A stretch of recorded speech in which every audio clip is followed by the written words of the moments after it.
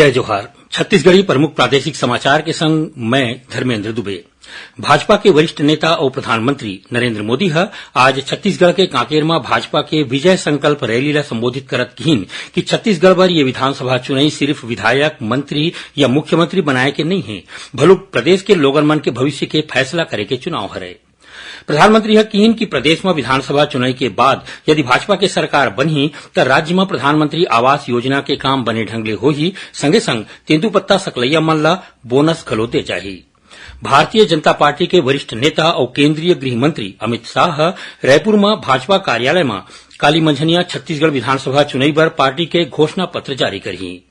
कांग्रेस विधानसभा चुनाई ला देखत प्रदेश कांग्रेस कमेटी के मुख्यालय में कांग्रेस के राष्ट्रीय सचिव राजेश तिवारी ला प्रभारी बनाए गए हैं तो उन्हें पूर्व विधायक गुरमुख सिंह होरा ला संयोजक और राज्य कांग्रेस के महासचिव सुबोध हरितवाल ला समन्वयक बनाए हैं। छत्तीसगढ़ उच्च न्यायालय के आदेश ऊपर राज्य सरकार वरिष्ठ प्रशासनिक अधिकारी आर प्रसन्ना ला बिलासपुर स्थित सिम्स अस्पताल के विशेष कर्तव्यस्थ अधिकारी नियुक्त करे है।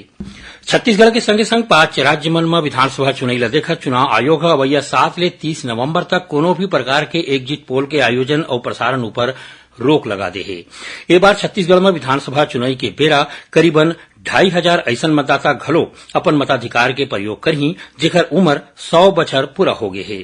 प्रदेश में स्वतंत्र और निष्पक्ष चुनाव करवाए बर निर्वाचन आयोग 139 प्रेक्षक नियुक्त करे है, जेमा 63 समन्वयक प्रेक्षक, 33 पुलिस प्रेक्षक और 43 जिन व्यय प्रेक्षक शामिल करे गए हैं।